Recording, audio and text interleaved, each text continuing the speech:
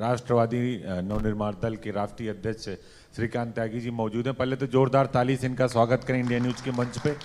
आप लोगों को एक बात और बता दें, ये हम मेरे पुराने मित्र भी हैं, लेकिन जब मंच पे हैं तो सवाल में मित्रता नहीं होगी, सवाल तीखे भी होंगे और जवाब भी तीखे होंगे, मैं उम्मीद करता हूँ। तो बहुत बहुत शुक्रिया श्रीकांत जी।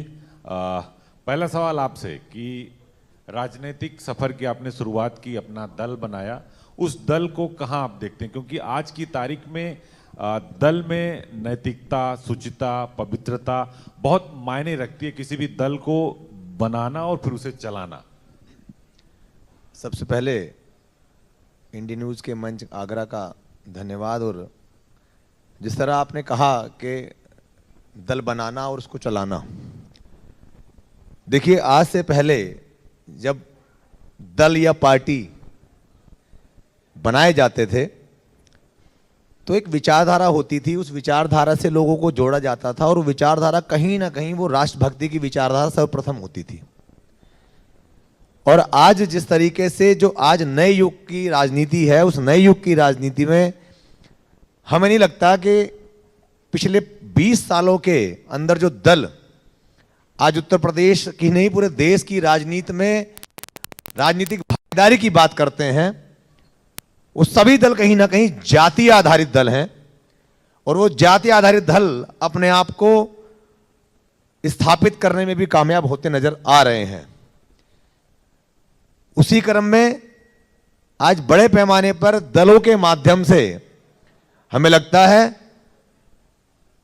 सामाजिक राजनीतिक भागीदारी की मांग ज्यादा जरूरत लोगों को महसूस होती है, क्योंकि लोगों की एक धारणा बनी हुई है, एक नेताओं की धारणा बनी हुई है कि वो देश की बात बाद में करेंगे, पहले वो जातीय भागीदारी की बात करते हैं। हम इसके बिल्कुल विपरीत हैं।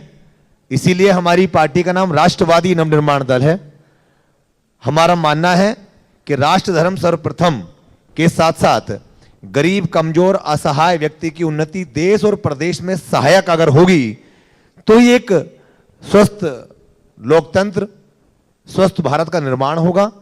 और कहीं ना कहीं जो जाति की बात आती है, इसको आप नजरअंदाज नहीं कर सकते हैं, क्योंकि मैंने 15 से अपने साल के राजनीतिक अनुभव में सीखा है कि जाति कहीं नहीं जाती, जाति जहां होती है वहीं रहती है, इसलिए उसको भी नजरअंदाज करना संभव नहीं है। तो हम इस पूरे सिनेरियो को साथ लेके चल रहे हैं। हमारे लिए देश सबसे पहले है और इस देश में रहने वाले गरीब, कमजोर, असहाय व्यक्ति की उन्नति के साथ साथ अपने लोगों की राजनीतिक भागीदारी को भी सुनिश्चित करना हमारा संकल्प है। आपकी पार्टी की एक विचारधारा है जो मैं भी देख रहा था कि भगवान परशुराम जी की विचारधारा है, और भगवान परशुराम जी को सभी लोग जानते हैं, हालांकि उनका तेवर भी सभी लोग जानते हैं, और श्रीकांत त्यागी का भी तेवर आप लोग जानते हैं। तो ये तेवर मेल खा रहा है क्या? देखिए, तेवर सख्त करने भी आवश्यक है। अगर एक कहावत है कि अगर आपके अधिकार को आपसे छीना जा रहा है और उस अधिकार को आप अपनी प्रतिभा के रूप में हासिल करने के अधिकार रखते हैं, तो तेवर भी सख्त करने की आवश्यकता है। न्यायिक लड़ाई में भगवान परशुराम जी का बड़ा एक नाम, एक योगदान है। मैं नहीं कह रहा हूं, पौराणिक इतिहास के हमारे ग्रंथ, चाहे वो हमारे उपनिषद हो, वेद हो, या फिर रामायण जैसे महाकाव्य, महाभारत जैसे महाकाव्य के अंदर ये कहीं ना कहीं प्रमाणित है ग्रंथों के माध्यम से कि जितना इस देश, इस सृष्टि के लिए बलिदान भगवान परशुराम, जमदग्नि पुत्र, रेणुका नंदन, महर्षि ऋचिक के वंशज, महर्षि भृगु के वंशज ने इस सृष्टि को किया होगा, शायद इतिहास के पन्नों में किसी ने भी नहीं किया होगा। इसी वजह से वो हमारे आदर्श हैं और मैं गर्व से कहता हूं कि मैं भगवान परशुराम का वंशज हूं, और इस गर्व के साथ में आम जनमानस की सेवा का संकल्प लेके चला हूं। और ये प्रतिमा आज की स्थिति में मुझे तो हैरत हूं मैं इस बात पर, 2012 से लेकर 17 की सरकार में भगवान परशुराम की जयंती पर आपने भी देखा होगा अवकाश रहता था। उससे पहले बहुजन समाज पार्टी की सरकार थी, उसमें भी अवकाश रहता था। लेकिन ये जो वर्तमान की हिंदूवादी सनातनी सरकार, कथित रूप से राष्ट्रवादी सरकार आज सत्ता में है, मेरा सवाल है आपके मंच के माध्यम से कि इस सरकार ने आके भगवान परशुराम की जयंती की छुट्टियां निरस्त की।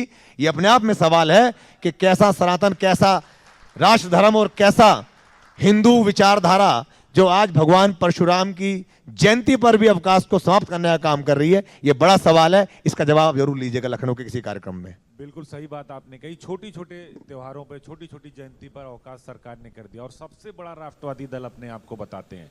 वो कहीं भी आप बात कर लिए, राम की बात कर लिए, कृष्ण की बात कर लिए, शिव की, लेकिन जो बात आपने कही, इस बात से मैं अपनी बात को आगे जोड़ता हूँ कि आखिर भगवान परशुराम की जयंती पर अवकाश क्यों नहीं? क्योंकि जो आप कह रहे थे कि जाति की बात होती, सब जगह जाति की बात होती, लेकिन क्या इसमें जाति की बात क्यों नहीं हो रही है? उनके को लेकर, उनके दिन को लेकर क्यों अवकाश नहीं हो रहा? ये सवाल आपका बिल्कुल वाजिब है। लेकिन चूंकि आपने पार्टी बनाई है, परशुराम जी की, जो भगवान परशुराम है उनकी विचारधारा, उसकी मुहिम आप चला रहे हैं, सवाल पूछा जाएगा सत्ताधारी दल के लोगों से, बड़े नेताओं से भी पूछा जाएगा कि आखिर आपने ऐसा क्यों नहीं किया। हमारा काम है कि हम मंच पे और मंच के बाहर भी दोनों सवाल पूछें उनसे, और ये सवाल लाजमी भी है। लेकिन मेरा सवाल आपसे कि आपकी पार्टी बनाने से पहले श्रीकांत त्यागी की तस्वीरें बड़े बड़े नेताओं के साथ आती थी, बड़े बड़े लोगों से रिश्ते थे, क्या पार्टी बनाने के बाद वो रिश्ते कायम है, उसमें खटास आई या लोगों ने दूरियां बनाई?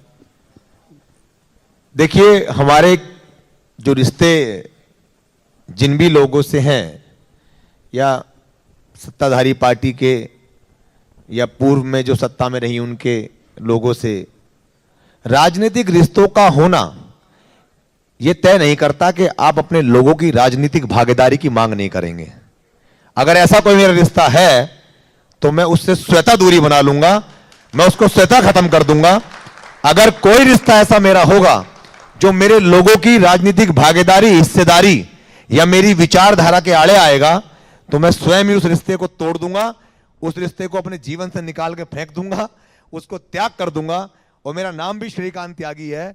हमने सबसे पहले राष्ट्र की एकता के लिए, हमारे पूर्वजों ने सबसे पहले सृष्टि के विकास के लिए, आताताई के विनाश के लिए अपने कुल का त्याग किया था। मैं उस त्यागी परिवार का बेटा हूं, जिसको भगवान परशुराम के वंशज के रूप में त्यागी, भूमियार, मोहियाल, चित्पावन, अयंगर, अय्यर, दास, मिश्र, निम्बूदरी, बार, नार्वे, इस पूरे देश में 14 उपनामों से ये जाति जानी जाती है। इन लोगों ने जंगल जंगल जीवन जिया, बंजारों की तरह अपना जीवन यापन किया, पूजा पद्धति के संस्कारी परिवार में पैदा होने के बावजूद फरसा उठाया, सहस्त्रबाहु जैसे आताताई का विनाश किया और अपने लोगों को पुनः स्थापित किया। तो मेरे लिए ऐसे रिश्तों को अपने जीवन से निकाल के फेंकने में भी एक मिनट नहीं लगेगी, मैं आपसे मन से वादा कर सकता हूं। क्योंकि बहुत सारे लोग फिर ये कहने लगते हैं कि ये रिश्ता क्या कहलाता है, क्योंकि जैसे आपने अपनी विचारधारा बदली, अपनी पार्टी बनाई, बड़े बड़े लोग बताने लगते नहीं नहीं हमारा इनसे रिश्ता नहीं है। तो वो जो धारावाहिक आता है कि रिश्ता क्या कहलाता है, फिर उस पर आ जाता है। आते हैं मुद्दे पर, आप रावण दहन का विरोध करते हैं, ये एक बहुत बड़ा सवाल कई सारे लोग हम लोगों से भी पूछते हैं, तो इस पर थोड़ा खुलकर बताइए कि विरोध करते हैं। देखिए, हम रावण दहन का विरोध करते हैं, इसका एक विशेष कारण है। किसी भी वेद में, पुराण में, उपनिषद में या धार्मिक ग्रंथ में जो सनातनी है, कहीं रावण दहन अगर उल्लेखित हो तो उसको किया जाना चाहिए, मैं उसके बिल्कुल विरोध में नहीं हूं। परंतु अंग्रेजों द्वारा चलाई गई प्रथा जो जातीय वैमनस्य फैलाने का कार्य कर रही हो, ऐसे समाज में वैमनस्य फैलाने वाली प्रथा के विरोध में हम हमेशा से हैं और हमेशा से रहेंगे। इस प्रथा का समर्थक सिर्फ वही व्यक्ति होगा जो ब्रिटिश इंडिया का गुलाम होगा, जो उनकी नौकरशाही का गुलाम होगा, जो अंग्रेजों के तलवे चाटकर इस राजनीति क्षेत्र में आया होगा, जिसने बांटो और राज करो की राजनीति की होगी।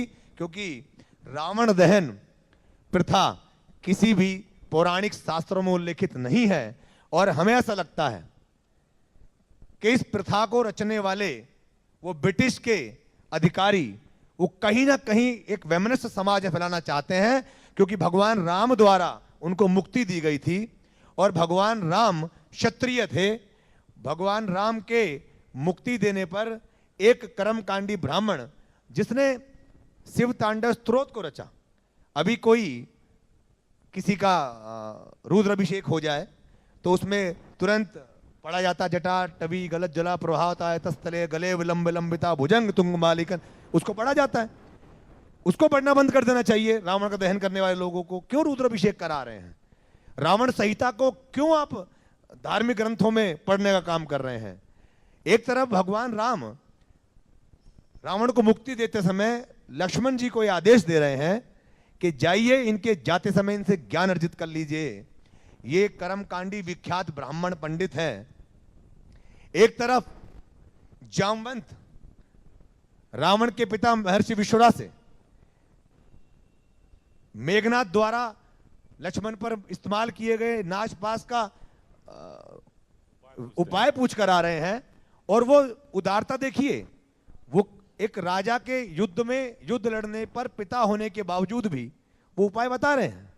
इतने विनम्र अनुशासित योद्धाओं को आप सरेआम पुतले के रूप में जलाकर दिखाना चाहते हैं कि ब्राह्मण समाज के लोगों, तुम्हें हर वक्त इसी तरह जलाया जाएगा, मारा जाएगा अगर तुमने युद्ध विद्या शस्त्र विद्या सीखने का काम किया।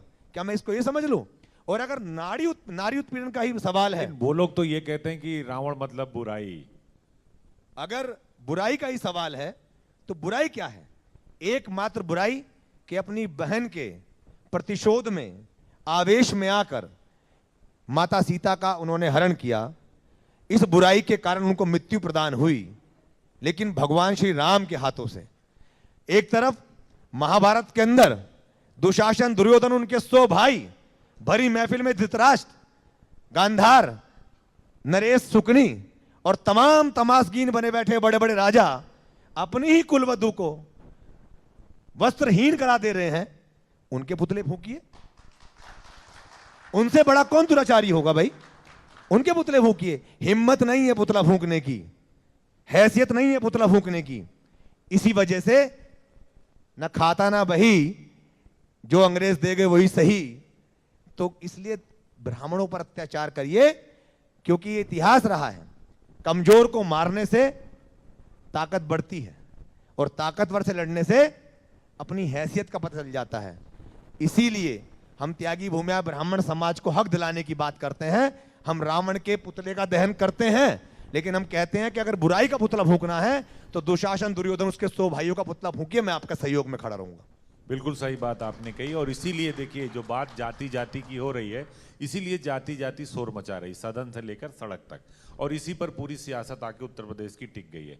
एक सवाल आपकी पार्टी से जुड़ा, पार्टी की मुहिम को आप कैसे आगे ले जा रहे हैं?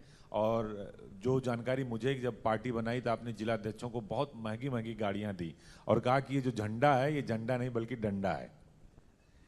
देखिए, पार्टी का विस्तार तो अभी, पार्टी का गठन भारत सरकार द्वारा अभी 7 महीने पहले ही हमें एक पत्र दिया गया है, और इसी वजह से हम लोग लोकसभा के चुनाव में नहीं जा पाए। लेकिन पश्चिम उत्तर प्रदेश में हमारे चुनाव में ना जाने से भी समाजवादी गठबंधन को बड़ा फायदा हुआ। जो सीटें कथित हिंदूवादी घोषित कर दी गई थी, उन सीटों का इतिहास आपके चैनल पर आपने भी देखा, और जहां वो सीटों को 1 लाख से जीता बता रहे थे, वहां कुर्सी पकड़कर कुछ लोग रोते नजर आए।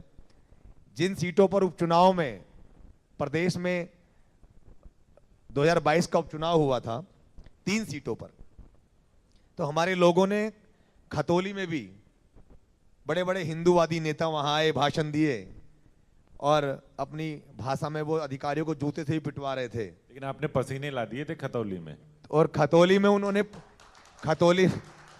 उन्होंने 20 मंत्री, 40 विधायक, माननीय मुख्यमंत्री उत्तर प्रदेश सरकार, उप मुख्यमंत्री और अन्य राज्यों से लोग उस खतौली कथा कथित हिंदूवादी सीट को जिताने आए।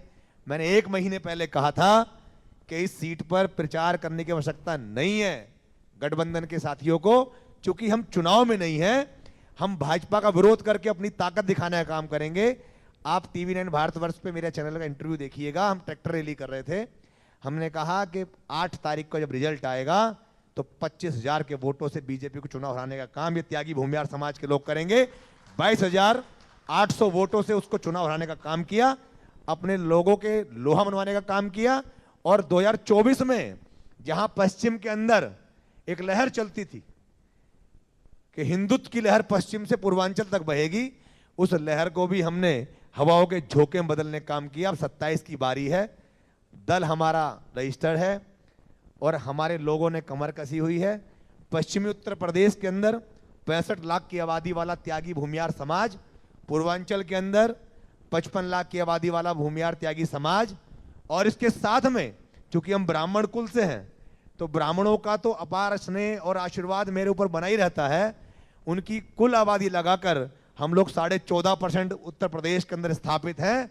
हमें ऐसा लगता है कि ये वही वोट है जिसको बीजेपी के लोग एक सरल गाली देते हुए कहते थे जाएंगे कहां। 27 में हम इनको बताएंगे कहां जाएंगे। ये अपने बूथ पर हमारे बस्तों के संरक्षण से चुनाव जीते हैं। इनका बस्ता, इनका बूथ आज लावारिस पड़ा हुआ है। वहां राष्ट्रवादी नवनिर्माण का बस्ता लगा हुआ है, उसके संरक्षक हमारे लोग अपनी पार्टी के झंडे के लेकिन बीजेपी थोड़ी अपनी लाइन बदल रही है। जो पहले कहा जाता था कि सवर्णों की पार्टी है, अभी आप देखिए अखिलेश यादव के पीडीए के पीछे पीछे भाग रहे हैं। अभी तक प्रत्याशियों का चयन नहीं कर पाए। 9 सीटों में एक आरएलडी को दे दिया और 8 सीटों पर अभी तक सूची नहीं आ पाई है। तो आपको क्या लगता है कि कहीं असमंजस की स्थिति है या फिर हार का डर है? राष्ट्रवादी नवनिर्माण दल के झंडे की जो लहर चल रही है वो नौजवानों की जोश की पहचान है। राष्ट्रवादी नवनिर्माण का जो डंडा है उसमें लगा है, वो मेरे बुजुर्ग मेरे साथ हैं, वो उनका सहारा बना हुआ है। बैसाखी उनकी सहारे की लाठी है। पूर्वांचल में और पश्चिमांचल में ये ही समाज बीजेपी को फर्श से अर्श पर पहुंचाने का काम किया और पीडीए को अखिलेश यादव जी ने छीन लिया, ब्राह्मण भूमियार को हमने छीन लिया। भाजपा के पास बचा क्या है, ये 27 में आपको बूथ पर दिखाई देगा।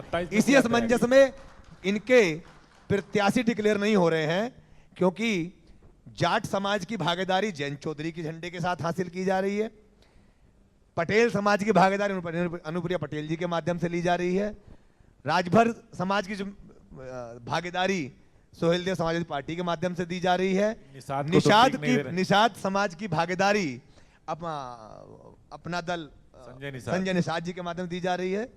और अब जो फ्री का वोटर था, जिसको फोकट का वोटर ही बता देते हैं, वो भी अपना झंडा अपना दल बना के बैठा हुआ है। हमारे लोग हमारे साथ चल रहे हैं। सवाल ये है भाजपा पर बचता क्या है। तो 27 में बड़ी चुनौती है। अगर अपने लोगों को साधने में भाजपा इसी तरह नाकाम साबित रही, वो दिन दूर नहीं है कि भाजपा 30 साल पहले वाले इतिहास में वापस जाने का काम करेगी। आप कोई आरक्षण कह रहा है, आप आरक्षण का विरोध करते हैं, उसमें छेड़छाड़ का विरोध करते हैं, तो आपकी पार्टी का स्टैंड क्या है आरक्षण को लेकर? देखिए, अभी आपने केरल में देखा होगा, भूमियार समाज को आरक्षण दिया गया। उन्होंने तत्काल, आज से 20 साल पहले यह आरक्षण वहां दिया गया था, उन्होंने तत्काल प्रभाव से अपने आप की दूरी उससे बना ली। कभी भी हम लोग खुद जानते हैं, जो समाज 6000 वर्ष से बेड़ियों में रहा हो, उससे आरक्षण छीनना एक भूखे के मुंह से निवाला छीनने के बराबर होगा। मुझे लगता है कि आरक्षण की छेड़छाड़ और संविधान में बदलाव की कोई जरूरत नहीं है। हमारी पार्टी आरक्षण के मांग में कदाचित नहीं है। हम लोग संविधान के बदलाव में बिल्कुल भी। आर्थिक आधार पर आरक्षण वो सरकार ने दिया 10%। आर्थिक आधार पर अगर आरक्षण की बात होती है तो ईडब्ल्यूएस लागू किया उन्होंने 10% का। लेकिन सबसे बड़ा सवाल यह है कि प्रतिभाशाली ये समाज, जिसने पूरी सृष्टि को दशा और दिशा और शिक्षा और ज्ञान की विकास बहाकर उसको सक्षम बनाने में योगदान दिया हो, तो कहीं ना कहीं हम लोगों की नैतिक जिम्मेदारी बनती है कि दबे कुचले कमजोर असहाय व्यक्ति को ताकत देने के लिए अगर उसको आरक्षित किया गया है तो उससे कतई छेड़छाड़ नहीं की जानी चाहिए। हमें अपने लोगों पर विश्वास होना चाहिए। हमारे लोग प्रतिभाशाली लोग हैं। हम लोग समाज को दिशा देने का काम करते हैं। हम लोग किसी के मुंह से किसी का निवाला, किसी के अधिकार को छीनने का काम नहीं करते। इसलिए हम बिल्कुल भी इस हक में नहीं है कि आरक्षण में बदलाव हो, छेड़छाड़ हो। तो कहते हैं कि हम 80 करोड़ लोगों को राशन दे रहे हैं, तो आरक्षण आर्थिक आधार पर होना चाहिए। हालांकि इसका नुकसान उनको लोकसभा चुनाव में हुआ, बहुत सारी सीटें हारी भारतीय जनता पार्टी। लेकिन वही आरोप लगाती है विपक्ष पे कि इन्होंने संविधान और आरक्षण के नाम पर झूठ और भ्रम फैलाया। देखिए, संविधान और आरक्षण के नाम पर कोई झूठ और भ्रम नहीं फैलाया गया है। ये जग जाहिर है कि 80 करोड़ लोग अगर आज फ्री का राशन खाने के लिए मोहताज हैं तो देश भुखमरी की कगार पर है। सबसे पहला एक रामधारी सिंह दिनकर जी ने कविता है कि ढीली करो धनुष की डोरी तरकस का कश खोलो। ये परशुराम जी की प्रतीक्षा में उन्होंने लिखा है, ढीली करो धनुष की डोरी तरकस का कश खोलो, किसने कहा युद्ध की बेलाई शांति से बोलो। ये कह रहे हैं ना देश विकसित है लेकिन 80 करोड़ लोग राशन फ्री का खा रहे। किसने कहा युद्ध की बेलाई शांति से बोलो। किसने कहा और मत भेदो हृदय वहीन के सर से, भरो भुवन का अंग कुमकुम से कुसुम से केसर से। तो सवाल ये है, एक तरफ आप 80 करोड़ लोगों को राशन बांट रहे हैं, दूसरी तरफ आप कह रहे हैं कि थोड़ा आराम से बोलिए, थोड़ा शोर मत मचाइए, हम लोग आपकी व्यवस्था कर रहे हैं। कैसा विकसित भारत है कि जिसके भुखमरी के आंकड़े खुद केंद्र जारी कर रहा है। राशन फ्री बांटने का अर्थ सीधा सीधे रूप में है कि 80 करोड़ लोग बेरोजगार हैं, उनके पास कमाने के लिए धन नहीं है, खरीदने के लिए राशन के लिए पैसा नहीं है। तो मखमली फूलों मखमली चादर पे ओ उतरने वालों, ओ रेशमी नगर के वासियों छवि के मतवालों, मखमली चादर पे ओ उतरने वालों, ओ रेशमी नगर के वासियों छवि के मतवालों। आज स्थिति ये है कि हमारी आंखों के सामने एक भूखा भारत भटक रहा है जिसको हम देखकर भी अनदेखा कर रहे हैं। और सिर्फ इसका कारण, एकमात्र कारण, ये झूठे आंकड़े, ये झूठी हवाई भाषण और जमीन पर धरातल पर बंटता हुआ फ्री का राशन है। ये साफ तौर पर दिखाई देने का काम कर रहा है। और इसके आंकड़े मैं नहीं जारी कर रहा हूं, इसके आंकड़े जारी भारत सरकार कर रही है। इससे बड़ा प्रमाण क्या होगा, इस देश की 10 सालों में क्या दशा हो गई। 5 ट्रिलियन इकोनॉमी की बात कर रहे हैं, बंदरगाहों से इनको काम करने की अनुमति इनके मित्र देश आंखें दिखाने का काम कर रहे हैं। आतंकवाद के मुद्दों पर नोटबंदी करने वाली भारतीय जनता पार्टी, रातों रात लीगल टेंडर नहीं रहेंगे घोषणा करने वाले प्रधानमंत्री जी से सवाल बनता है, आज देश में बम ब्लास्ट, दिल्ली के सीआरपीएफ के स्कूल पर, जो हमारी सेंट्रल इंडस्ट्री फोर्स है उसके स्कूल पर बम ब्लास्ट हो जा रहा है। वो तो हमेशा ही बोलते हैं ऑल इज वेल, सब कुछ ठीक है। कितना दुर्भाग्य है। और उसके बावजूद आप इतनी बड़ी बड़ी बातें करके देश को भ्रमित करना चाहते हैं। प्रधानमंत्री जी सवाल तत्काल रिपोर्ट लें अपने गृह मंत्री से, पूछना चाहिए उनसे ये किस तरह की मंत्रालय चलाया जा रहा है कि देश के अंदर बम ब्लास्ट, देश के अंदर नहीं दिल्ली के अंदर बम ब्लास्ट, कोई रिपोर्ट नहीं आ रही अभी तक, कोई गिरफ्तारी नहीं हुई अभी तक।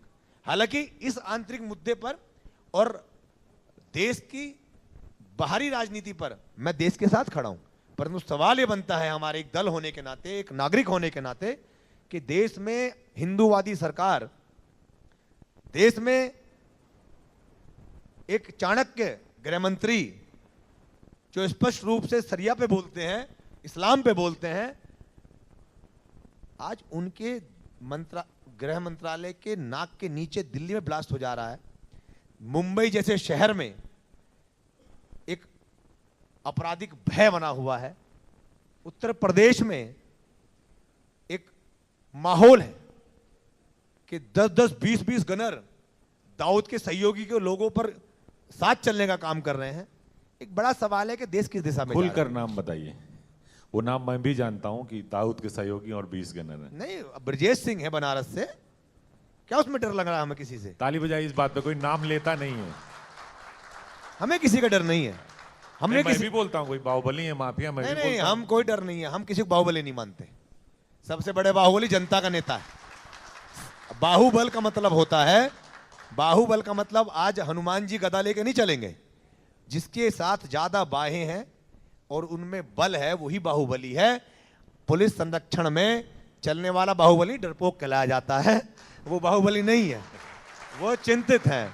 तो सवाल ये है कि आज किस तरह की कानून व्यवस्था देश में लागू है, एक नहीं है। नहीं, वो तो इतने बड़े बाहुबली हैं कि प्रधानमंत्री की संसदीय क्षेत्र में वो एमएलसी बनवा लेते हैं और बीजेपी हार जाती है। ये बीजेपी से पूछना चाहिए आपको, प्रधानमंत्री से पूछना चाहिए। ये प्रधानमंत्री जवाब दें कि उनके क्षेत्र में कैसे एमएलसी बन जा रहे हैं ऐसे लोग, कहां उनकी जीरो टॉलरेंस की नीति है, कहां उनके देश में प्रधानमंत्री जी का वर्चस्व।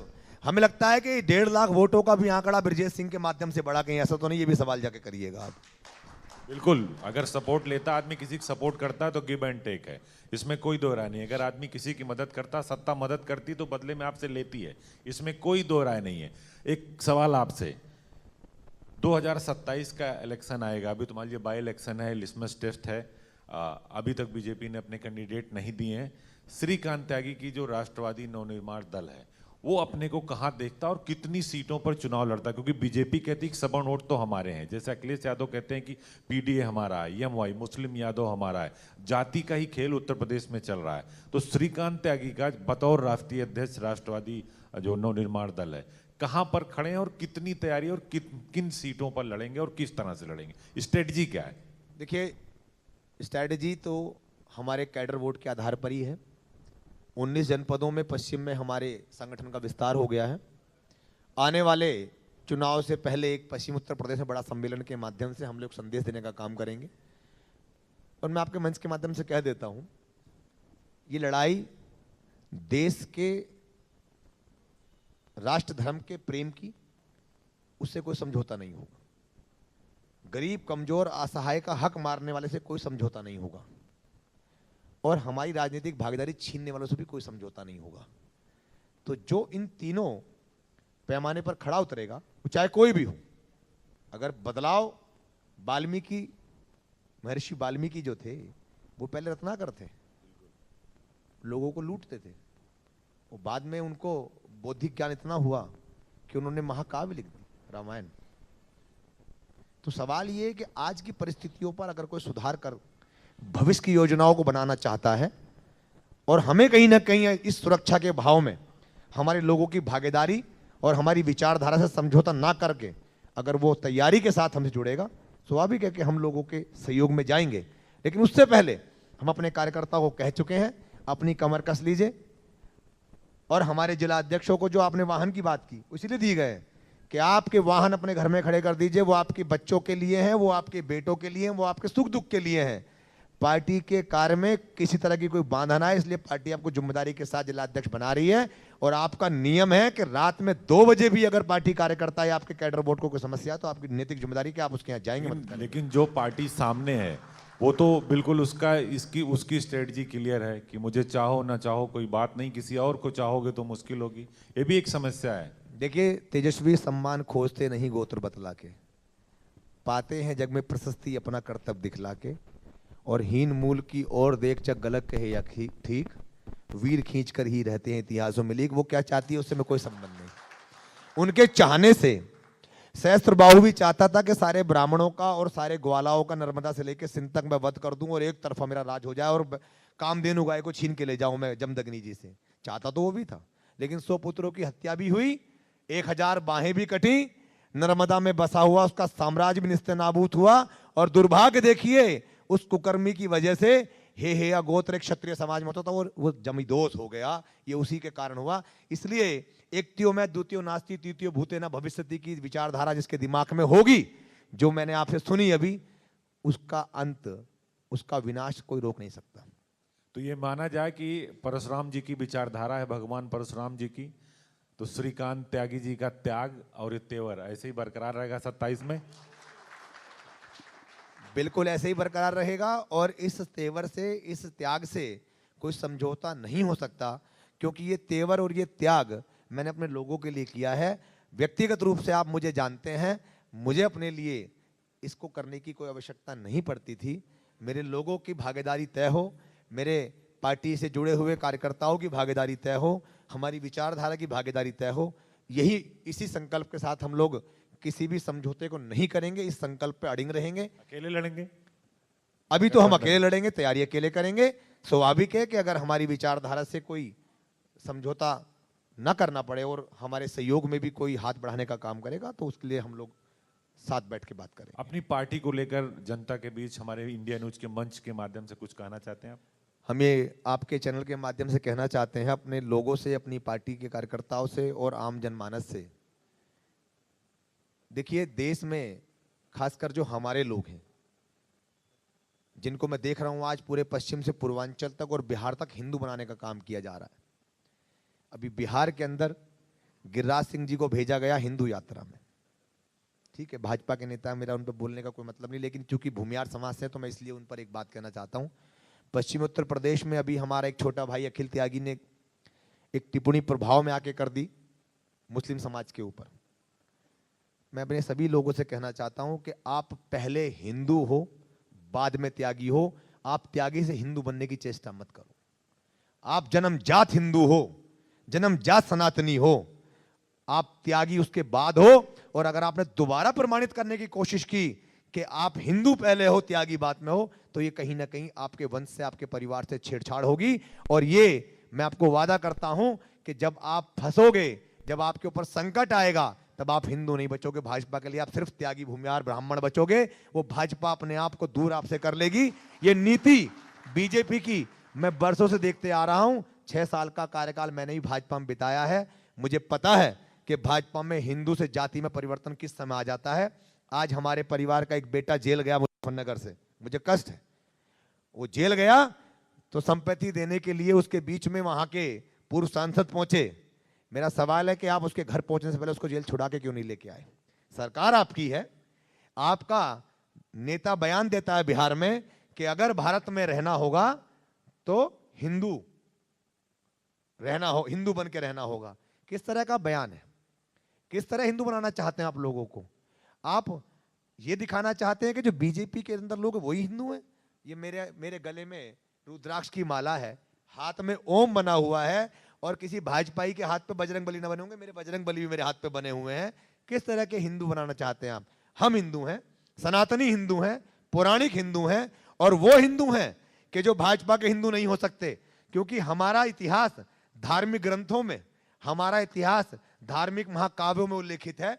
मैं उस परिवार का बेटा हूं, और मुझे आप बताएंगे कि मैं हिंदू बनूं? तो मेरा मैसेज से संदेश में लोगों के लिए है, आप पैदाइशी हिंदू हैं, आपको बनना है तो मानवता का परिचय देने के लिए आपको एक सभ्य मानव बनना है। आपको मानवता की जय बोलनी है, आपको संविधान की जय बोलनी है, आपको राष्ट्रवादी नवनिर्माण दल की जय बोलनी है। आपको किसी के बहकावे में आके किसी धर्म विशेष के खिलाफ कोई टीका टिप्पणी नहीं करनी है। और एक बात बता दूं, जिसकी सत्ता में भागीदारी होती है, शासन में हिस्सेदारी होती है, उसको ये सब कुकृत करने की आवश्यकता नहीं पड़ती है। उसके कहने भर से ही सामने वाले के काम हो जाते हैं, अपने काम हो जाते हैं। तो लोग भागीदारी की लड़ाई लड़िए। आप लोग किसी धर्म पर टीका टिप्पणी ना करिए, क्योंकि धार्मिक टीका टिप्पणी से पाकिस्तान की दुर्दशा देख लीजिए, और धार्मिक टीका टिप्पणी से बाकी ईरान की स्थिति देख लीजिए। वो भी अपने आप में एक संपूर्ण धार्मिक देश है। ये देश सबके साथ, सबके सहयोग से मिलकर चलता है। ये संविधान का देश है। इस देश को गांधी जी की विचारधारा से सींचा जाएगा, इस देश को बाबा साहब भीमराव अम्बेडकर विचारधारा से सीखा जाएगा, इस देश को भगवान परशुराम की विचारधारा से सींचा जाएगा, इस देश को महावीर त्यागी जी की विचारधारा से सींचा जाएगा। ये वो लोग हैं, इस देश को लोक बंधु राजनारायण जी की विचारधारा से सींचा जाएगा। इन लोगों ने इस देश को एक रखने के लिए अपने प्राणों की आहुति दी है। महावीर त्यागी जी ने इस देश में 10 बार अंग्रेजों द्वारा जेल भेजे गए, राजद्रोह का मुकदमा लगाया गया, उसके बाद भी देश के रक्षा मंत्री, गृह मंत्री का पद संभालने का काम किया। ये उन लोगों का देश है। गले में रुद्राक्ष है, हाथ में ओम है, बजरंगी है, तो ये माना जाए कि 27 में ये जो शिव वाला रूप है, ये जो रुद्र वाला रूप है, तो क्या श्रीकांत त्यागी जी गदा चलाने को तैयार हैं? बिल्कुल, गदा हमारे झंडा जो भगवान परशुराम जी से सुशोभित है, उस सजे हुए झंडे में गदे जैसी बल भी है, और हमारे लोगों में परशुराम जी का खून है। इनका सामना करना बीजेपी के लोगों को कथित हिंदूवादी विचारधारा कहावत है कि ताकत जो है वो तकदीर को बदल देती है, तो क्या श्रीकांत त्यागी की ताकत अपने समाज की तकदीर को बदलेगी? हमारे समाज की ताकत, हमारे समाज की ही ताकत से तकदीर बदलेगी। मैं तो इस समाज का एक बेटा हूं, जिन्होंने मुझे नेता के रूप में स्थापित किया है। मैं अपने समाज के लोगों के आशीर्वाद से काम कर रहा हूं। मेरे समाज के लोगों की धारणा है कि सबके सहयोग से, सबके विकास से हम लोग भागीदारी तय करेंगे। हम लोग अपनी राजनीतिक भागीदारी की बात जरूर कर रहे हैं, लेकिन हम किसी की भागीदारी छीनने की बात नहीं कर रहे हैं, ना उसके हक में है। जिसकी जितनी भागीदारी है उतनी उसकी हिस्सेदारी सुनिश्चित की जाए, हम इस पक्ष में हैं।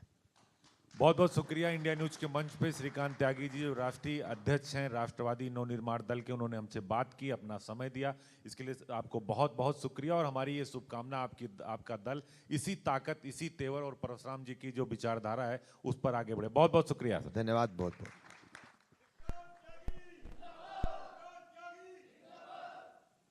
तो बिल्कुल श्रीकांत त्यागी जी का पूरी तरीके से मानना है कि वो नए आइडियाज़ और कॉन्सेप्ट्स के साथ आएंगे और 2027 में जो मौजूदा पार्टी है उनको कड़ी टक्कर देते नजर आएंगे।